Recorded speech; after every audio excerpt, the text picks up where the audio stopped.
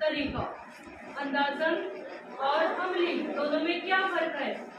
अब मुझे ये बताओ कि इस बॉटल में कितने गिलास पानी समाएगा?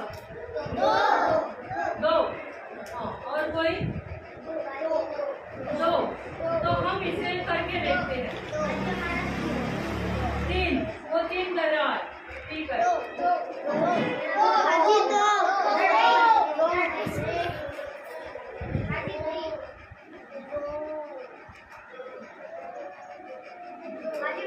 कितने गिलास में हो रहा?